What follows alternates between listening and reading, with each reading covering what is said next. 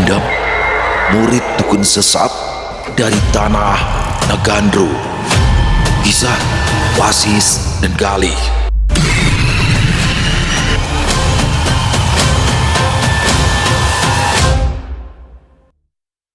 Assalamualaikum warahmatullahi wabarakatuh. Halo semuanya teman-teman, selamat malam.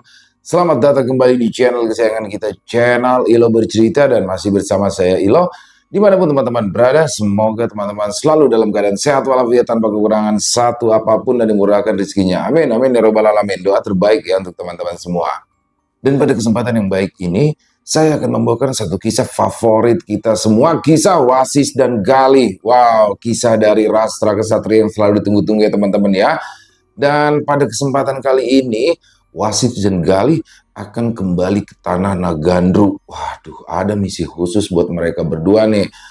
Itulah alasan kuat kenapa mereka berdua dipanggil kembali ke tanah Nagandro. Wow, ini pastinya Galih akan bertemu kembali dengan Sri. Wah, ada Sri asli kalau ini ya, Sri Arkadewi teman-teman, bukan Sri Yanto seperti kemarin. Oke, bagaimana keseruan ceritanya? Sebelum kita masuk ke dalam kisahnya, buat teman-teman yang mungkin belum subscribe channel Ilo Bercerita, yuk bisa diklik dulu tombol subscribe-nya. Jangan lupa lonceng notifikasinya juga dinyalakan agar teman-teman selalu mendapatkan notifikasi dari konten-konten yang akan kami upload selanjutnya untuk channel Ilo Bercerita. Kami upload setiap hari teman-teman, setiap malam jam 9 malam waktu Indonesia bagian Barat. Nggak pakai berlama-lama lagi, pasti udah nggak sabaran kan untuk masuk ke dalam kisahnya. Kita langsung saja masuk ke dalam kisahnya. Kita berangkat ke Jakarta Selatan. Siang itu, cuaca terasa sangat terik. Di dalam kamar indekos yang sempit dan hanya mengandalkan hembusan kipas angin gantung yang berbunyi nyaring, Wasis dan Galih tertidur pulas. Mereka baru saja menyelesaikan jadwal jaga malam di komplek perumahan elit yang ada di Jakarta Selatan, sehingga waktu siang mereka dihabiskan untuk menebus rasa lelah setelah sebelumnya mereka makan pagi menjelang siang. Wasis tampak tertidur tenang. Di sampingnya, Galih tertidur pulas dengan posisi miring hingga mengakibatkan banyak cairan bening yang tumpah dari mulutnya jatuh di atas bantal kumal kesayangannya. Sementara itu di kamar sebelah, Cecep juga sama. Ia tertidur pulas di dalam kamarnya sendiri. Sesekali ia merintih pelan, entah Cecep sedang bermimpi buruk atau bermimpi lainnya. Ketiga satpam muda dan gagah perkasa itu terlelap tidur setelah menunaikan tugas mulia sepanjang malam di komplek perumahan elit tempat mereka bekerja. Di tengah lelap tidurnya, Wasis merasa tiba-tiba nafasnya berubah menjadi berat. Di alam bawah sadarnya, Wasis tidak lagi berada di dalam kamar tersebut. Ia berdiri di tengah sebuah tanah lapang yang dikelilingi oleh kabut putih tebal. Tepat di hadapannya berdiri seorang pria tua berpakaian lurik sederhana dengan ikat kepala usang. Sosok itu adalah Ki Jagat. Pria tua itu menatap Wasis dengan sorot mata yang tajam namun menyimpan gurat kecemasan yang mendalam. "Wasis," panggil Ki Jagat, suaranya menggema memecah keheningan. "Tanah Nagandro kembali memanggilmu, Lek. Racun yang lama telah mati. Kini benihnya tumbuh menjadi belukar berduri. Kami membutuhkan kehadiran kalian." Belum sempat Wasis bertanya mengenai maksud dari perkataan tersebut, kabut putih tiba-tiba menerjang wajahnya. Wasis seketika terbangun sambil menarik nafas panjang. Keringat dingin mengucur membasahi keningnya. Ia mengusap wajah, duduk di tepi kasur, lalu mengambil cincin batu hitam yang tersimpan di atas meja kecil. Batu pembelik waktu tersebut terasa sedikit hangat di telapak tangannya. "Leh, Galih, bangun, Leh," panggil Wasis pelan sambil menepuk kaki Galih yang masih tertidur pulas. Galih menggeliat dengan malas. Duh, ada apaan sih sis? Masih ngantuk berat ini ah.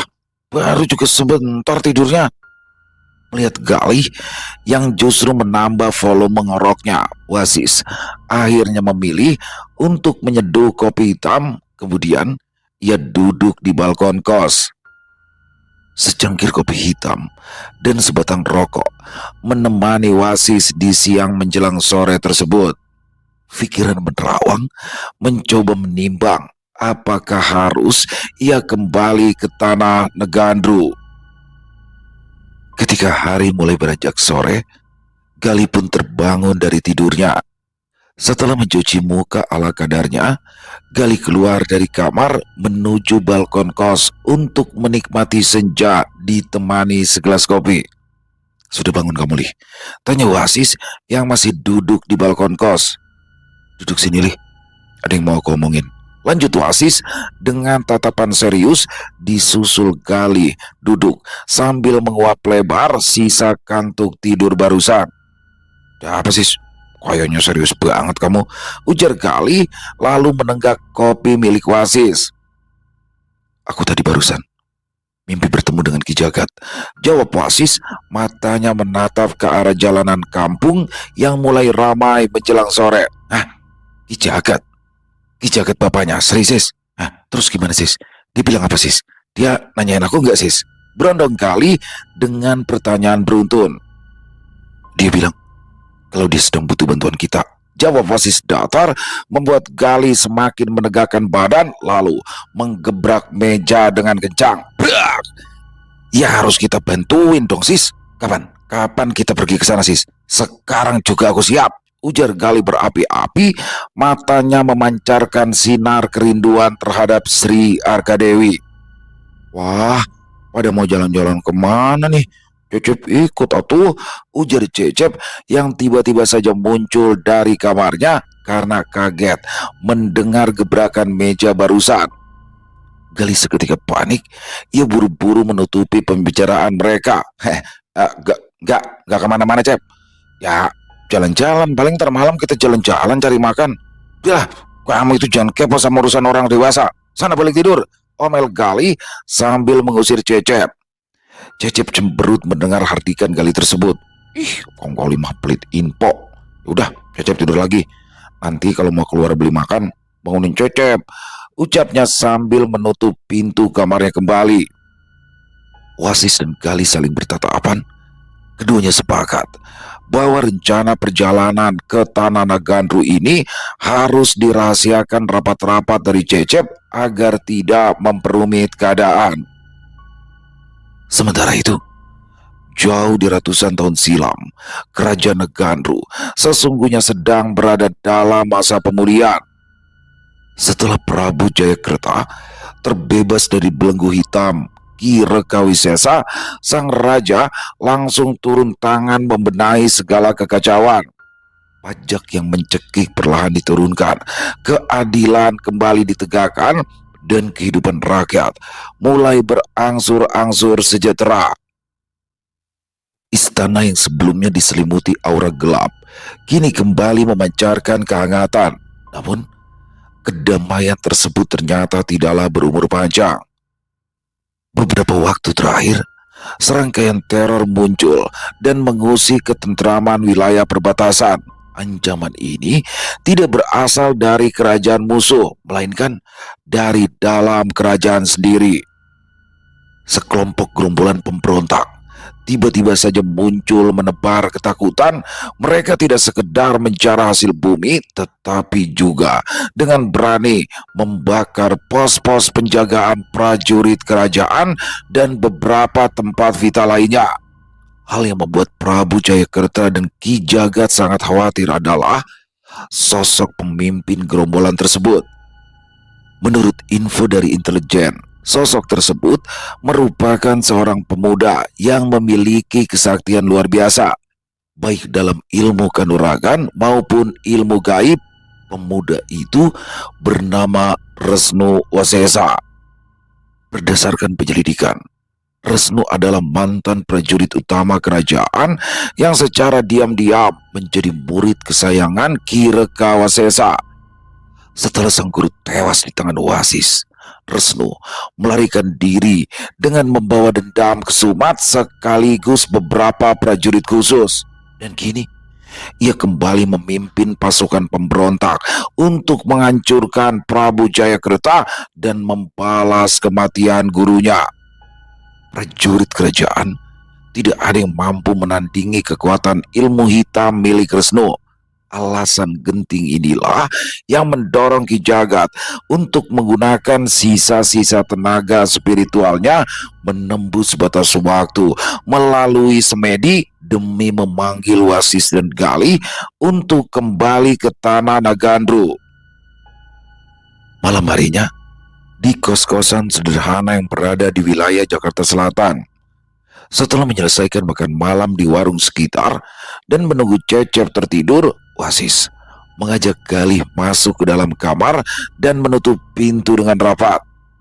"Kita berangkat malam ini," ujar Wasis pelan sambil menggenggam cincin batu hitam pembalik waktu di telapak tangannya. "Siap lahir batin aku, Sis," saut Galih mantap seraya menyisir rambutnya menggunakan tangan.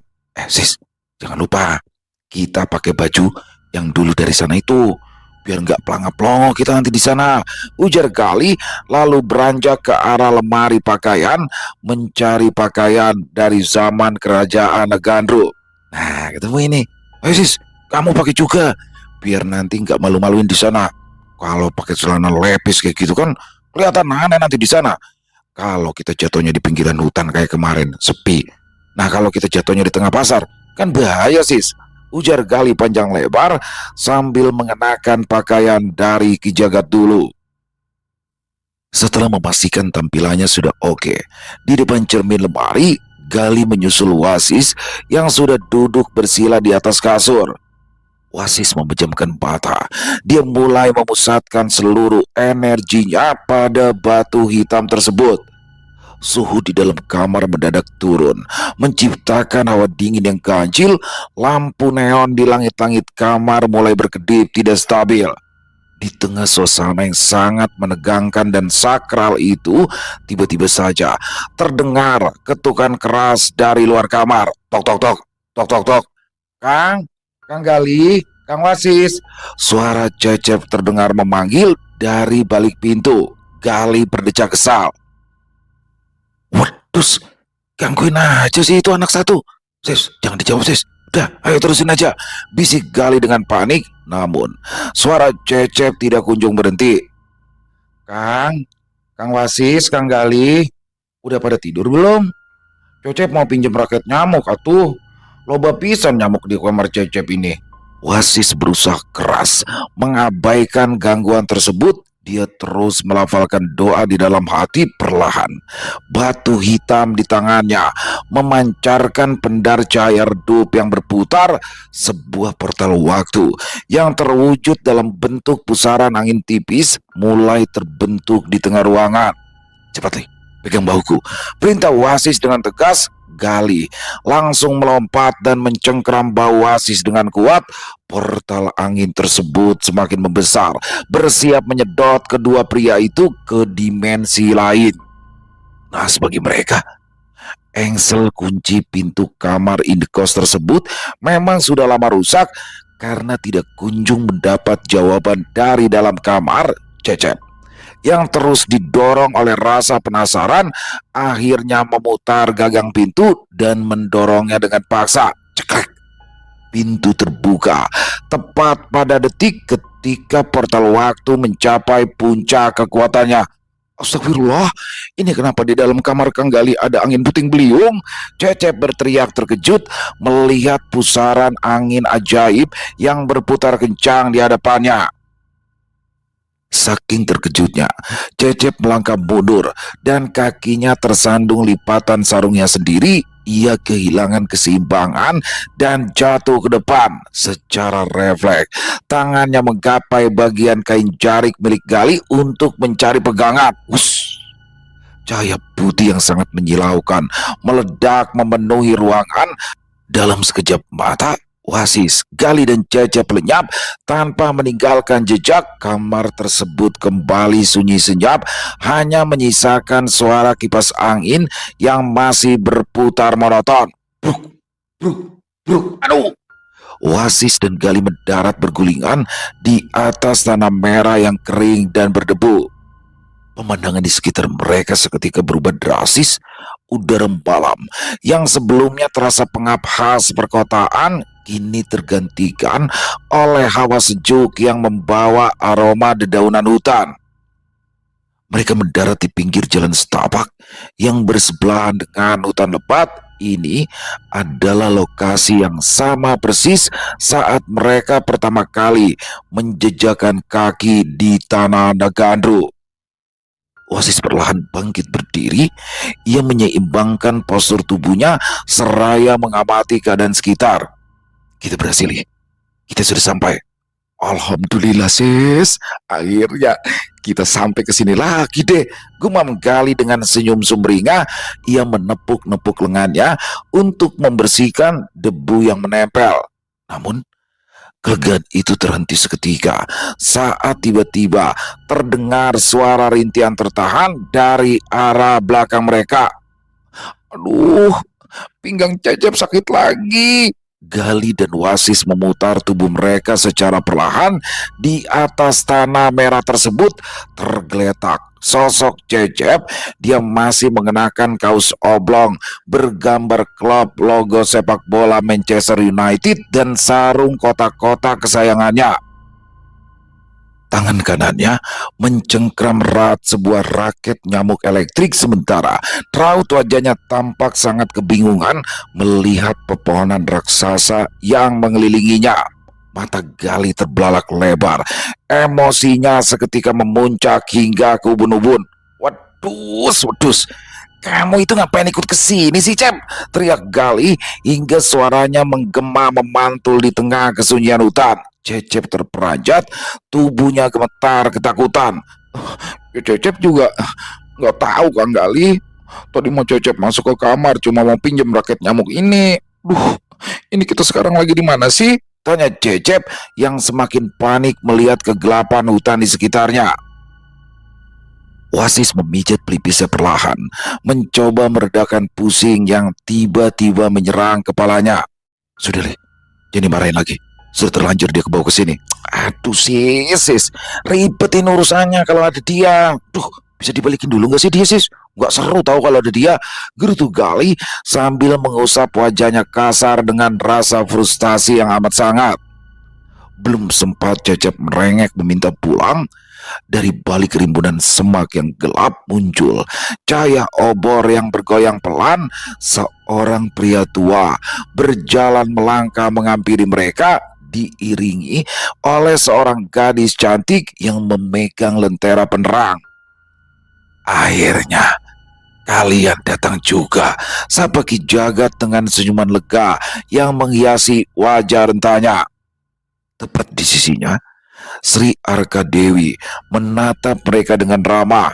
Namun saat tatapannya menangkap sosok Cecep yang masih terduduk sambil memegangi raket nyamuk elektrik, raut wajah gadis itu berubah menjadi penuh kebingungan.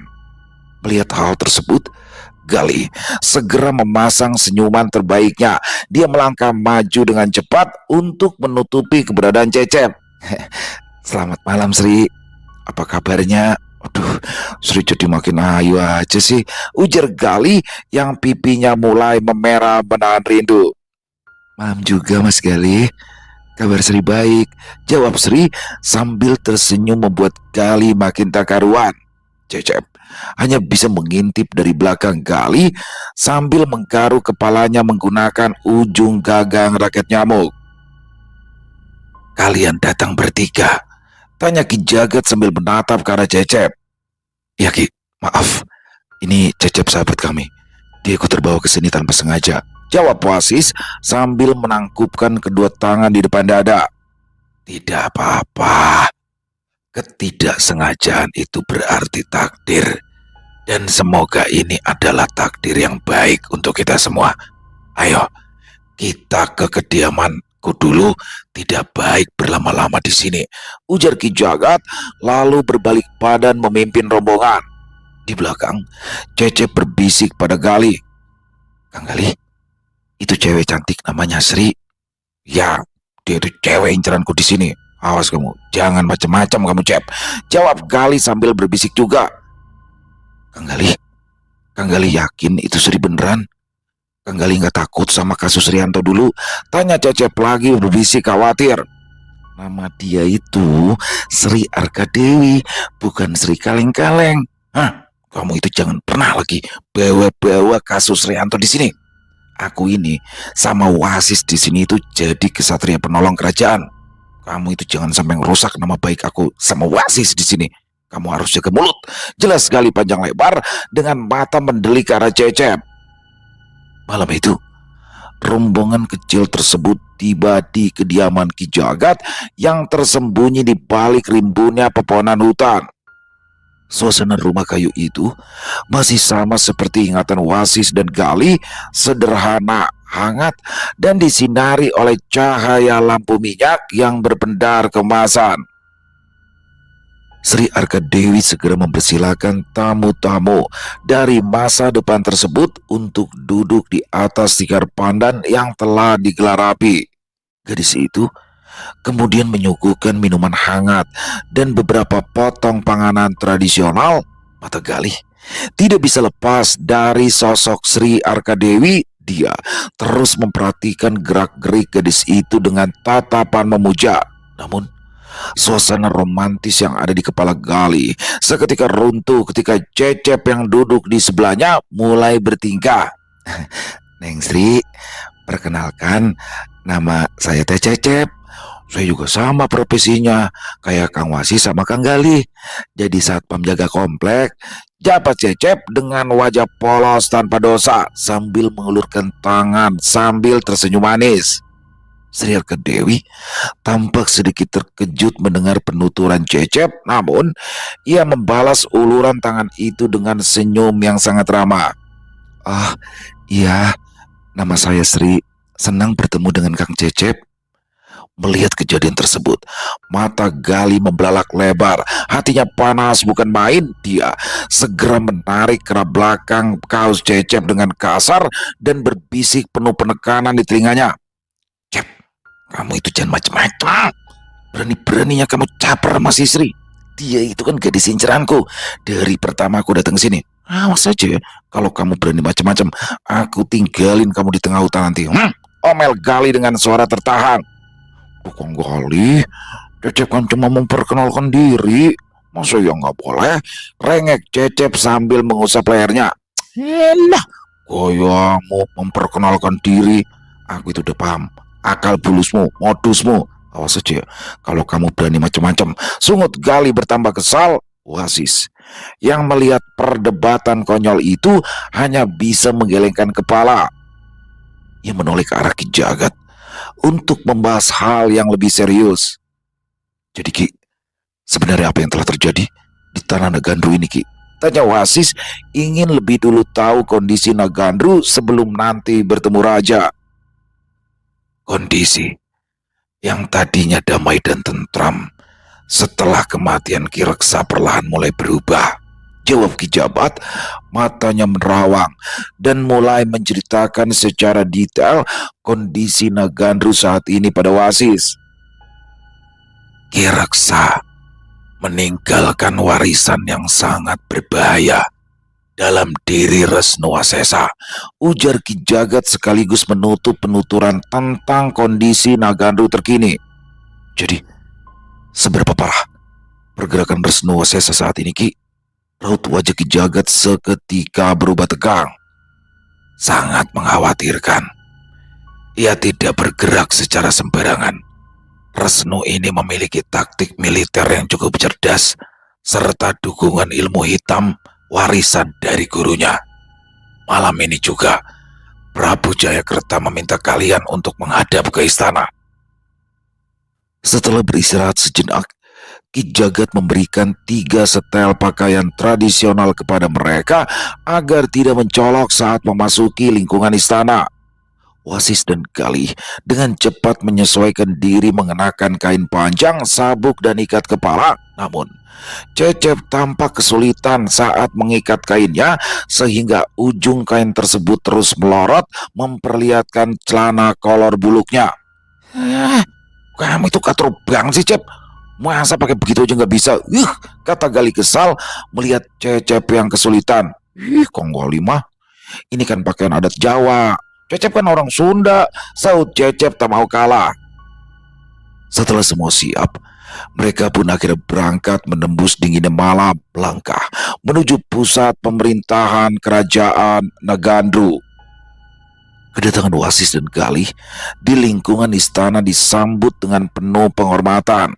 Para prajurit kerajaan yang berjaga menundukkan kepala saat mereka melintas di koridor utama.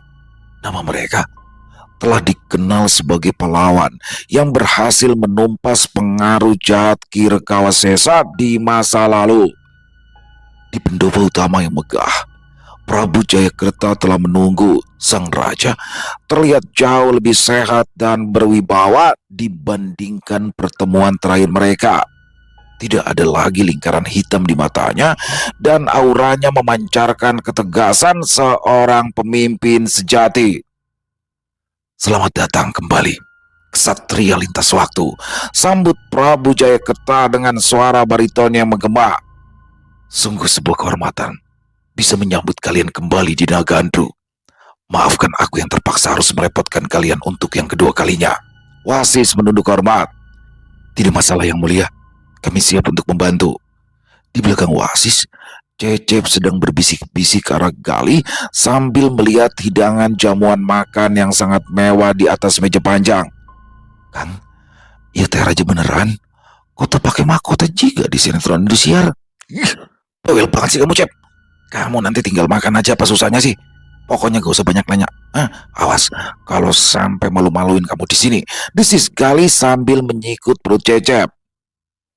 Jamuan makan malam pun dimulai. Suasana yang awalnya berlangsung hangat. Sang raja menceritakan kemajuan kerajaannya dan betapa berbahayanya ancaman dari kelompok pemberontak pimpinan Resnuasesa. Namun, di tengah perjamuan tersebut, suasana mendadak berubah mencekam. Seorang penggawa istana berlari tergesa-gesa memasuki pendopo. Wajahnya pucat pasi dan nafasnya tersengal-sengal. Dia langsung bersimpu di hadapan sang raja. Ampun Gusti Prabu, mohon ampun, lapor penggawa tersebut dengan suara bergetar. Gerombolan pemberontak baru saja menyerang sektor timur. Mereka menjarah lumbung padi utama, lalu membakarnya hingga rata dengan tanah. Prabu Jayakerta menggebrak meja dengan keras hingga membuat Cecep yang sedang mengunyah paha ayam tersedak hebat. Kurang ajar. Mereka benar-benar ingin mancing kemarahanku dengan cara menyengsarakan rakyat.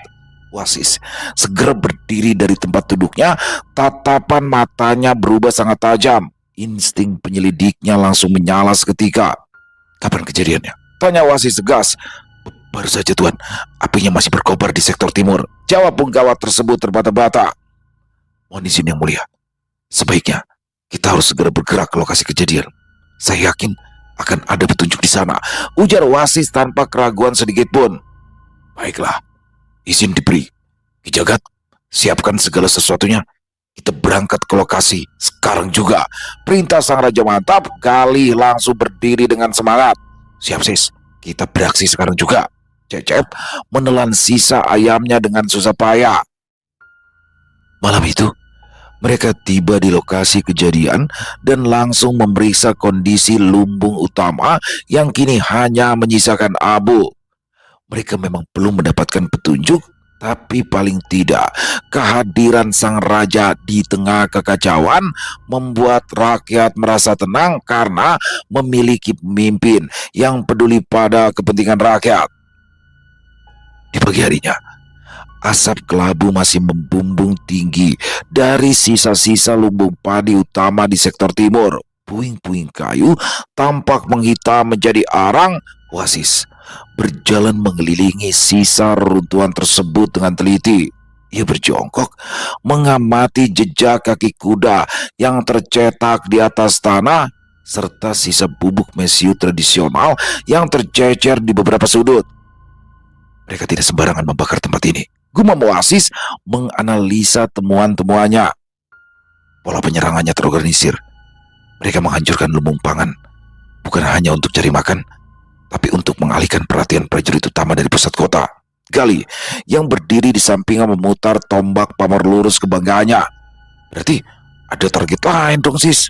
Wasis mengangguk mantap. Ia menoleh ke arah komandan prajurit yang mendampingi mereka. Di mana tempat penyimpanan senjata milik prajurit kerajaan? Gedung pusaka di sektor selatan, Tuan. Jawab komandan tersebut. Kita ke sana sekarang. Siapkan pasukan penyergap. Aku yakin malam ini mereka akan mencoba meledakkan tempat itu. Perintah Oasis. Malam itu, di sekitaran gedung pusaka, suasana sengaja dibuat sangat sepi. Namun, di balik semak-semak dan bayangan tembok bangunan, puluhan prajurit kerajaan bersama Wasis, Gali, dan Cecep telah bersiaga penuh dalam posisi penyergapan. Firasat Wasis terbukti benar. Menjelang tengah malam, belasan orang berpakaian serba hitam mengendap-endap mendekati pintu masuk gedung pusaka. Mereka membawa obor yang dipadamkan dan beberapa tong kecil berisi bahan peledak. Begitu para pemberontak tersebut mencongkel gembok pintu, Wasis langsung memberikan aba-aba. "Serang!" teriak Wasis. Dalam sekejap, halaman gedung pusaka berubah menjadi arena pertempuran sengit. Para pemberontak yang terkejut langsung menghunuskan pedang mereka. Gali melompat dari balik tembok dengan sangat gesit. Dia berteriak sambil memutar tombaknya, menghantam mundur 3 pemberontak sekaligus. Wasis tidak kalah mematikan. Pedang sukma geni di tangannya memancarkan pendar merah yang panas. Setiap tebasannya berhasil mematahkan senjata musuh dengan mudah. Sementara itu, Cecep bersembunyi di balik tong kayu besar sambil memejamkan mata ketakutan. "Aduh Gusti, tolongin Cecep." Tiba-tiba saja, seorang pemberontak yang berhasil lolos dari kepungan Gali berlari ke arah tempat persembunyian Cecep. Pemberontak itu mengangkat pedang tinggi-tinggi. Cecep yang kaget luar biasa secara refleks menghindar cepat. Di tengah ketakutannya itu justru keahlian bela diri yang rutin dipelajari di kesatuan pengamanan tempat ia bekerja langsung keluar begitu saja. Memang ilmu bela diri yang Cece pelajari di kesatuan bukan untuk mematikan lawan, tapi lebih untuk melumpuhkan lawan sesuai dengan tugasnya sebagai seorang satpam. Dalam beberapa gerakan, Cecep berhasil melumpuhkan salah seorang pemberontak dengan tangan kosong. "Wah, Cecep bisa nangkep 1 orang nih, Kang Gali, Kang Wasis," teriak Cecep bangga sambil mengunci musuh yang sudah tengkurap di atas tanah. Pertempuran itu berlangsung singkat. Berkat persiapan yang matang, seluruh pasukan pemberontak berhasil dilumpuhkan tanpa ada prajurit kerajaan yang gugur. Wasis berjalan mendekati salah satu pemberontak yang terluka parah namun masih sadarkan diri. Pria berbaju hitam itu ditarik dan dipaksa berlutut di hadapan Wasis. Wasis menempelkan bilah pedang sukma geni yang masih memancarkan hawa panas tepat di leher pria tersebut. Tatapan Wasis sangat tenang, datar, namun mengintimidasi hingga menembus jiwa si tawanan. "Aku bukan tipe orang yang suka berbasa-basi," ucap Wasis dengan nada dingin. "Sebutkan di mana Resnu Wasesa bersembunyi, atau kau akan merasakan panasnya ujung pedang ini membakar lehermu pelan-pelan," ujar Wasis tegas, walaupun itu hanyalah gertakan agar pemberontak itu mengaku. Wasis tidak mungkin tega menghabisi lawan yang sudah tak berdaya. Pemberontak tersebut menelan ludah. Wajahnya memucat karena hawa panas pedang yang hampir menyentuh kulitnya.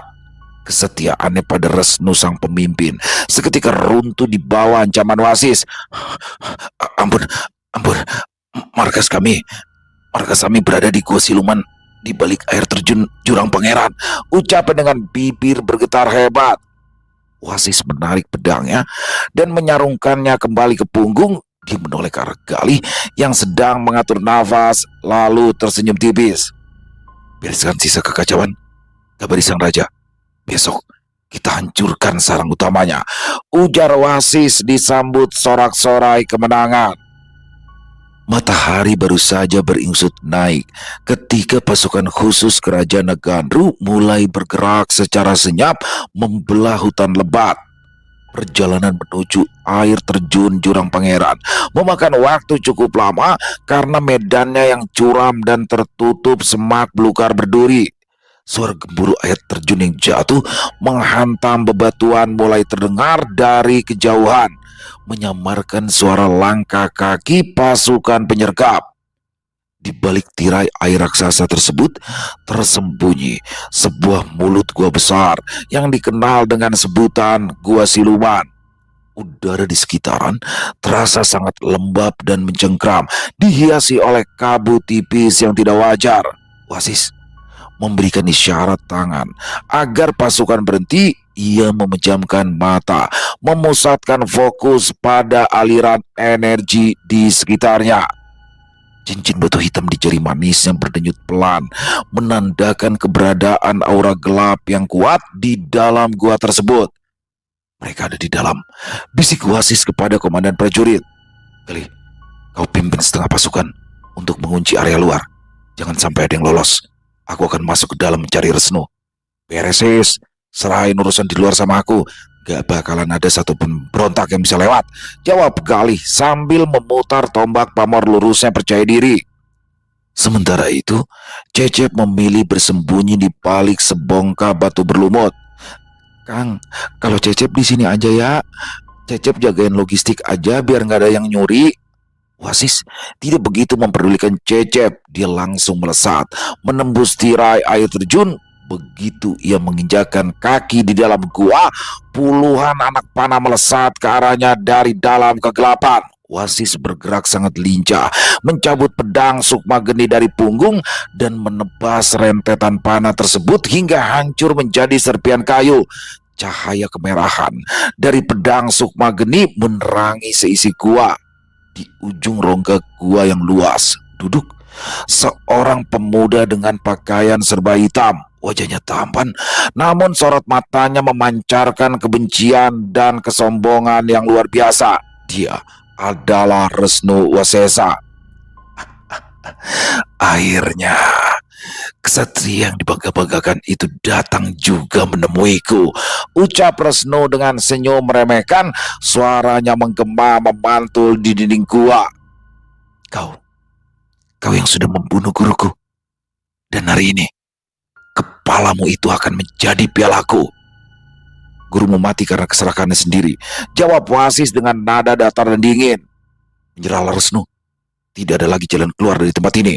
Bukannya gentar, Resnu justru tertawa keras. Dia melompat dari singgasananya, mengeluarkan sebilah keris yang memancarkan asap hitam pekat. Banyak ngomong, pertarungan sengit tak dapat dihindari lagi. Resnu bergerak dengan kecepatan yang sangat luar biasa, memadukan ilmu kanuragan tingkat tinggi dengan sihir gelap warisan dari Kirka Wasesa. Setiap kali kerisnya beradu dengan pedang Sukmageni, percikan api menyambar menerangi langit-langit gua. Resnu membaca mantra dengan cepat, memanggil bayangan-bayangan hitam dari dinding gua untuk menyerang Wasis dari segala arah. Namun, Wasis tetap tenang. Dia memusatkan seluruh tenaga dalamnya pada pedang Sukmageni. Suhu di dalam gua mendadak meningkat drastis. Kau terlalu bergantung pada kegelapan, ucap Wasis. Wasis mengayunkan pedangnya dengan kekuatan penuh. Sebuah gelombang api merah yang melingkar tercipta, menyapu bersih seluruh bayangan hitam itu dalam satu kedipan mata. Gelombang kejut dari tebasan tersebut menghantam dada Resnu, membuatnya terpental keras menghantam dinding gua hingga bebatuan di sekitarnya retak. Keris hitam itu terlepas dari genggaman Resnu. Pemuda itu terbatuk hebat, memuntahkan cairan merah segar. Dia berusaha bangkit, namun ujung pedang Sukma Geni yang panas sudah berada tepat di matanya. "Sis, jangan dibunuh, sis. Nanti kamu kena pasal pembunuhan berencana. Repot urusan di polisi," teriak Galih yang tiba-tiba muncul di mulut gua bersama beberapa prajurit yang sedang menggiring sisa-sisa pemberontak. Pasukan di luar rupanya sudah takluk sepenuhnya. Wasis menyarungkan kembali pedangnya.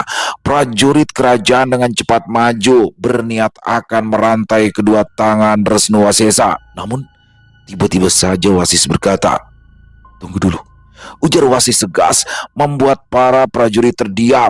Wasis memejamkan matanya sejenak. Mulutnya berkomat kamit membaca mantra. Dari telapak tangan kanan Wasis hingga sebatas siku tiba-tiba memancarkan cahaya kuning redup yang memancarkan aura menggidikan. Beberapa detik kemudian, tiba-tiba saja dengan gerakan cepat Wasis melancarkan pukulan ke arah Resnu. Pukulan pemusnah aji. Piak! Tubuh Resnu terdorong mundur. Pukulan Wasis itu tidak keras, tapi aneh. Seketika tubuh Resnu seolah seperti tak bertulang. Aura dan wibawanya yang selama ini memancar kuat kini terlihat redup, hilang, tertelan pukulan sakti milik Wasis barusan. Ya, pukulan pemusnah aji menghilangkan semua ilmu hitam yang ada di tubuh Resnu. Dia kini hanyalah orang biasa, seorang pesakitan yang siap diadili di hadapan sang raja. "Bajingan, kau apakan tubuhku?" raung Wisnu dengan suara bergetar seiring para prajurit meringkus dan merantai tangan serta kakinya. Pemberontakan yang merongrong kerajaan Gandru akhirnya berhasil dipadamkan hingga ke akar-akarnya. Malam itu, suasana kerajaan Gandru kembali diliputi kegembiraan. Obor-obor dinyalakan menerangi seluruh sudut istana. Sebelum pesta dimulai, sebuah sidang peradilan dilangsungkan di Pendopo Agung yang dihadiri oleh seluruh pejabat istana, Ki Jagat, serta Wasis, Galih, dan Cecep. Resnu Wasesa dihadirkan dengan tangan dan kaki terbelenggu. Wajahnya yang sebelumnya sombong kini tertunduk lesu di hadapan sang raja. Sesuai dengan hukum kerajaan Gandru, tindakan makar dan pemberontakan mutlak diganjar dengan hukuman mati. Namun, suasana pendopo menjadi hening ketika Prabu Jayakreta mengangkat tangannya memberikan isyarat agar semua menahan diri. Raja yang bijaksana itu menatap Resnu Wasesa dengan pandangan penuh wibawa namun terselip rasa iba. "Resnu Wasesa, kau telah mengkhianati tanah kelahiranmu dan membakar hasil keringat rakyat sendiri karena dibutakan oleh dendam dari ajaran sesat gurumu." Resnu hanya terdiam, pasrah menunggu pedang Algojo memenggal lehernya. "Seharusnya nyawamu melayang malam ini," lanjut sang Prabu dengan suara baritonnya. "Namun, aku tidak bisa melupakan pengabdianmu di masa lalu. Dulu, kau adalah salah satu prajurit terbaik yang berkali-kali mempertaruhkan nyawa di garis depan demi Nagandru. Mengingat jasa-jasamu, aku cabut hukuman matimu."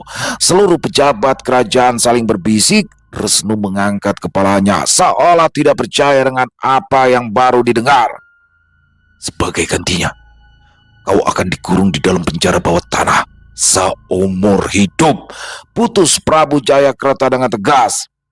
"Gunakan sisa usiamu di dalam sana untuk merenungi segala dosa dan mencari jalan kembali pada keterangan." Setelah peradilan selesai, ketegangan seketika luntur, berganti dengan perayaan megah. Alunan gamelan mengudara dengan syahdu. Para abdi dalam menghidangkan berbagai macam makanan lezat, mulai dari daging panggang, buah-buahan segar, hingga minuman rempah yang menghangatkan badan. Cecep duduk di sudut ruangan, menyantap tumpukan makanan di piringnya dengan sangat rakus. "Aduh Gusti, ini makanan di sini enak-enak banget ya. Belum pada kenal micin kayaknya mah orang-orang di sini. Jadi rasanya masih orisinil." Gumamnya dengan pipi menggembung. Sementara di sisi lain, Gali sedang berusaha mencari celah untuk mendekati Sri Arkadewi. Pemuda itu terus merapikan kerah pakaian tradisionalnya dan melemparkan senyuman manis ke arah putri Kijagat tersebut. Meskipun Sri hanya meresponnya dengan senyuman yang sopan, Wasis yang melihat tingkah sahabatnya itu hanya bisa menghela nafas panjang sambil menikmati minumannya dengan tenang. Keesokan paginya, embun masih menempel di dedaunan ketika Wasis, Gali dan Cecep bersiap di halaman rumah Ki Jagat. Waktu mereka di Tanah Negandru telah usai, misi menumpas pemberontakan telah berhasil dan sudah saatnya bagi mereka untuk kembali ke kehidupan nyata di masa depan. Namun, tidak semua orang merasa siap untuk pulang. Galih berdiri dengan wajah muram yang ditekuk dalam-dalam, matanya berkaca-kaca menatap Sri Arkadewi yang berdiri anggun di samping Ki Jagat. Pemuda itu kemudian membalikkan badannya menghadap Wasis dengan tatapan memelas. "Sis, aku nggak usah ikut pulang aja ya. Aku mau stay di sini aja. Motorku sireng, aku ikhlasin deh buat kamu. Kamu jaga ya, Sis," rengek Gali sambil memegangi lengan Wasis. Wasis mendejak pelan. "Kamu jangan ngacu, Deli. Nanti kalau sampai Pak Demu nyariin, aku harus bilang apa coba?" "Ih, Kong Gali mah banyak drama. Ayo pulang. Cecep belum sempet ke Indomaret kemarin nih. Mau bayar cicilan motor, takut nanti ditarik leasing," saut Cecep sambil menarik-narik ujung baju Gali. Sri Arkadewi melangkah maju mendekati Gali. Gadis itu menyunggingkan senyum yang amat manis, senyum yang membuat hati Gali semakin hancur karena harus berpisah. "Terima kasih atas segala bantuanmu, Kang Mas Gali," ucap Sri dengan nada suara menenangkan. "Keberanianmu akan selalu menjadi cerita di tanah ini. Tapi jalan takdir kita berbeda. Tempatmu bukan di sini. Pulanglah. Ada kehidupan yang menunggumu di masa depan. Mungkin nanti di kehidupan yang lain kita akan bisa bersatu." Mendengar kata-kata itu, Gali akhirnya menyerah. Baunya merosot. Ia mengusap matanya yang sedikit berair dengan punggung tangannya. "Sri, jaga dirimu di sini ya. Jaga hatimu juga untukku. Kang Masmu pasti akan balik lagi ke sini. Janji Mas, janji laki-laki. Kata padeku, laki-laki itu yang dipegang itu adalah kata-katanya." Ki Jaga tertawa kecil melihat kepolosan pemuda itu lalu menepuk pundak Wasis. "Terima kasih. Berkat kalian, Nagandru kembali bernafas lega. Jagalah dengan baik batu hitam itu yang sudah sepenuhnya menjadi milikmu." Wasis mengangguk hormat. "Sama-sama Ki, kami pamit." Wasis melangkah mundur dan meminta Gali serta Cecep untuk memegang bahunya. Ia mengangkat tangan kanannya yang terpasang cincin batu hitam. Dengan sedikit pemusatan tenaga, cincin tersebut kembali memancarkan pendar cahaya yang berputar cepat. Angin kencang mulai terbentuk di sekitaran mereka, mengangkat debu dan dedaunan kering dari atas tanah. Dalam hitungan detik, cahaya menyilaukan menelan ketiga satpam tersebut, membuat mereka menghilang tanpa sisa dari pandangan Ki Jagat dan Sri Arkadewi. Hus, bro! Mereka bertiga jatuh bertumpuk di atas lantai kamar indekos yang sempit. Udara kembali terasa pengap dan suara bising kendaraan dari jalan terdengar menyapa telinga mereka. Wasis segera melepaskan tangan Gali dan Cecep, merapikan bajunya dan duduk di pinggir kasur. Mereka telah kembali ke kota Jakarta di waktu yang sama sesaat sebelum mereka berangkat. Gali masih tergeletak di lantai, menatap langit-langit kamar dengan pandangan kosong. Dia patah hati untuk kedua kalinya. Sementara itu, Cecep bangkit berdiri sambil mengibas-ngibaskan sarungnya. "Aduh Kang, raket nyamuknya ketinggalan di sana deh," ujar Cecep sedikit panik. Gali mendekatkan wajahnya ke arah wajah Cecep. "Bodoh amat Cep," saut Gali lalu beranjak ke kamar mandi. Wasis tersenyum melihat kelakuan dua sahabatnya itu. petualangan mereka di kerajaan Gandru telah berakhir dan kini mereka harus kembali bersiap menghadapi realita hidup, menjaga keamanan perumahan elit, dan mungkin menghadapi komplain para warga esok pagi. Selesai. Wow, luar biasa. Seru, seru, keren. Waduh, nih Wasis dan guys, saya suka ya kalau kembali lagi ke zaman kerajaan Nagaran dulu tuh jadi kayak apa ya? Intinya saya suka aja nggak tahu kenapa tuh. Dan di sini bagaimana akhirnya Cecep harus ikut juga tuh ke kerajaan Nagandru. Wah, bikin kacau tapi ya kalau nggak ada Cecep kurang seru kalau menurut saya. Jadi memang harus bertiga mereka ke sananya. Dan ternyata bagaimana dukun sesat dari Tanah Nagandru yang sudah musnah di tangan Wasis itu ternyata memiliki murid yang mana murid ini adalah mantan orang dalam kerajaan juga. Wah, Resnu Wasesa. Dia akhirnya memimpin satu gerombolan yang memberontak terhadap kerajaan Nagandru. Wah, Wasis datang, Gali datang plus Cecep langsung kelar semuanya ya kan. Dan di sini kembali lagi Gali harus mengalami perpisahan yang kedua kalinya. Wah, memang sulit ya kalau kita kangen sama seseorang itu ketemu menurut saya bukan yang ngobatin kangen, tambah kangen karena apa? Setelah ketemu kan pasti pergi lagi tuh. Aduh, Gali mau pindah aja katanya ke Tanah Nagandru ya kan, mau diserahin aja tuh motor kesayangannya masih Wasis. Aduh, bingung Wasisnya ya. Keren-keren pakai banget kisahnya Rasa Kesatria. Terima kasih banyak. Saya suka banget kisah-kisah yang model begini dan semoga agak sering ya di Tanah Nagandru, petualangan di Tanah Nagandrunya karena salah satu episode terfavorit bagi saya. Dan buat teman-teman semua semoga terhibur ya atas kisah barusan para pecinta penikmat horor misteri. Lebih khususnya lagi kepada para subscriber dari channel Ilo Bercerita. Mari kita ambil hikmah baiknya saja dari kisah barusan dan dibuang yang buruk-buruknya, dan apabila memang tidak ada yang baik dijadikan sebagai hiburan saja.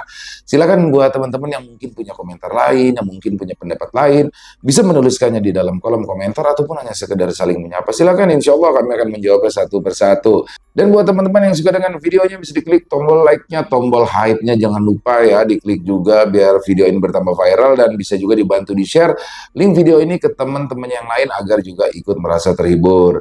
Dan di akhir kata, saya Ilo mengucapkan permohonan maaf apabila mungkin dalam pembawaan kisahnya barusan ada kata-kata saya yang salah ataupun ada kata-kata saya mungkin yang kurang berkenan. Saya mohon dibukakan pintu maaf yang seluas-luasnya. Sampai berjumpa lagi di konten-konten kami selanjutnya yang pasti tidak kalah serunya, yang pasti tidak kalah horornya. Masih bersama saya Ilo di channel Ilo Bercerita.